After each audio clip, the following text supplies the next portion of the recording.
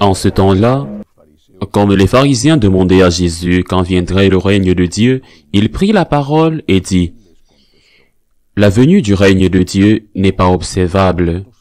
On ne dira pas, voilà, il est ici, ou bien, il est là. En effet, voici que le règne de Dieu est au milieu de vous. » Puis il dit aux disciples, « Des jours viendront où vous désirerez voir un seul des jours du Fils de l'homme, et vous ne le verrez pas. On vous dira, voilà, il est là-bas, ou bien, voici, il est ici. N'y allez pas, n'y courez pas. En effet, comme l'éclair qui jaillit illumine l'horizon d'un bout à l'autre, ainsi le Fils de l'homme, quand son jour sera là. Mais auparavant, il faut qu'il souffre beaucoup et qu'il soit rejeté par cette génération. Acclamons la parole de Dieu. Quand le royaume de Dieu viendra-t-il? Quand la glorieuse seconde venue de notre Seigneur Jésus-Christ aura-t-elle lieu? Quand le jugement dernier aura-t-il lieu? Car le jugement personnel, comme nous le savons, a lieu immédiatement après la mort de chacun d'entre nous. Mais ce jugement final, où, comme le Seigneur l'a promis, il viendra mettre les uns à sa droite et les autres à sa gauche. Quand cela se produira-t-il? Je ne sais pas. Jésus dit de ne pas aller dans un sens ou dans l'autre et que cela ne se fera pas en un clin d'œil. Mais nous savons deux choses. Premièrement, il y aura une fin du monde personnel, l'heure de la mort, une fin de mon monde, de ma vie sur terre, comme il y a eu une fin du monde de ceux qui nous ont précédés. À quoi ont servi leurs travaux? S'ils ont aimé, c'est ce qui est resté. Le bien qu'ils ont fait est ce qui est resté. Et ce qui restera à la fin de mon monde sera le bien que j'aurais fait. Ce que j'aurais pu aider, consoler, enseigner correctement. Je pense que cela devrait nous préoccuper bien plus que la fin du monde. Quand la fin du monde arrivera-t-elle? Y aura-t-il un coup de soleil qui brûlera la terre?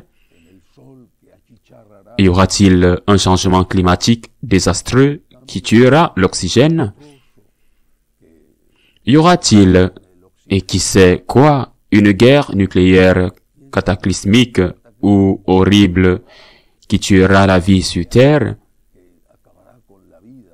Je n'en sais rien. Ce que je sais, c'est qu'un jour, la fin de mon monde arrivera.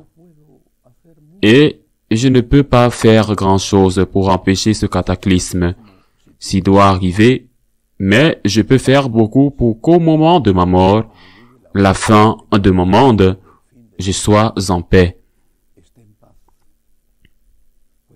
Je peux me présenter devant Dieu en demandant sa miséricorde, mais aussi en lui disant, j'ai lutté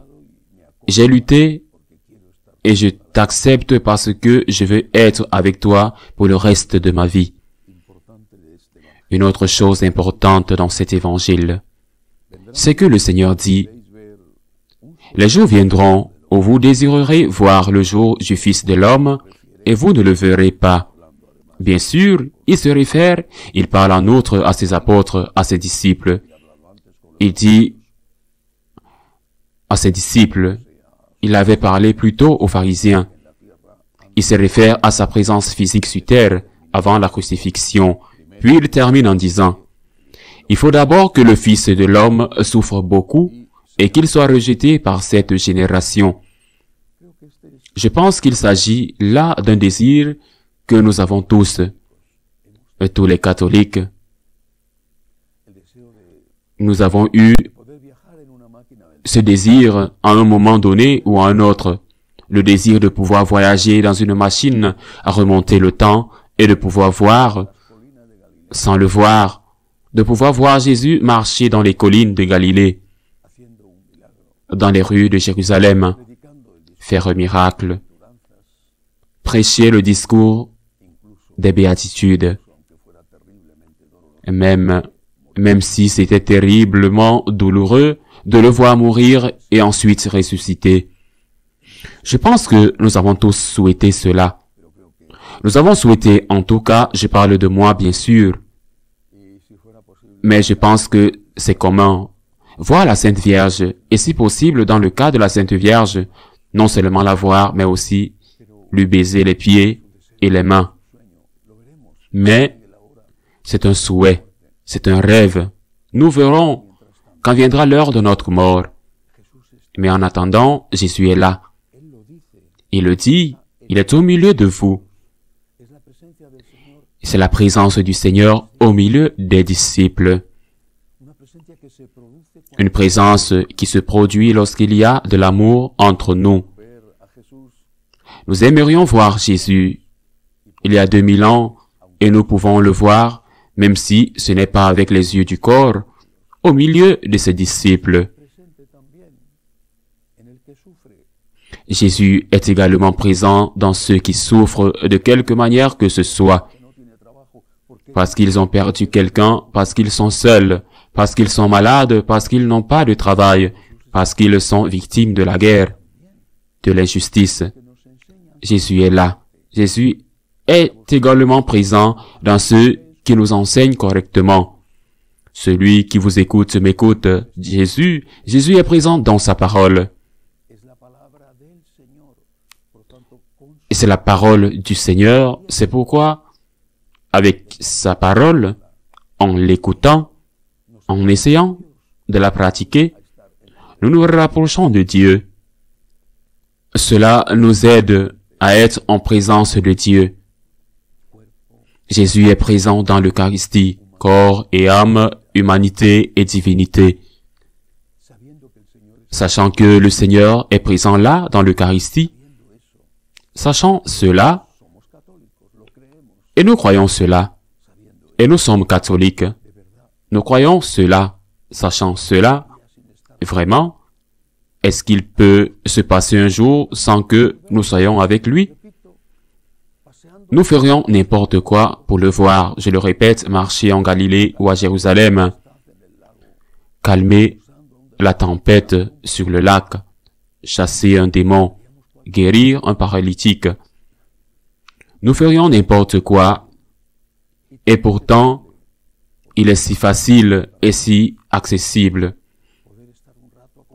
Du moins, c'est pour beaucoup de pouvoir passer un peu de temps avec lui dans le tabernacle, dans une église vide. Peut-être en lui tenant compagnie, en déchargeant sur lui nos peurs, nos souffrances, notre solitude, en écoutant sa voix qui nous appelle.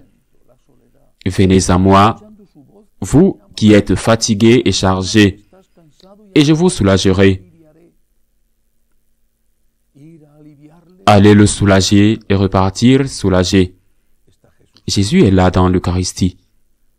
Et nous pouvons trouver de nombreuses excuses chaque jour, et certaines seront même vraies. Mais Jésus est dans l'Eucharistie. Et si nous voulons voir un jour le Fils de l'homme, il n'est pas nécessaire d'utiliser une machine à remonter le temps, de retourner en Israël à l'époque romaine. Il suffit d'aller dans une église près de chez nous, de s'agenouiller devant le tabernacle, de déposer devant lui nos péchés, nos soucis, nos espoirs, et d'implorer son aide et sa miséricorde. Il nous attend plus, beaucoup plus que nous ne l'attendons parce qu'il nous aime plus que nous l'aimons. Ainsi soit-il.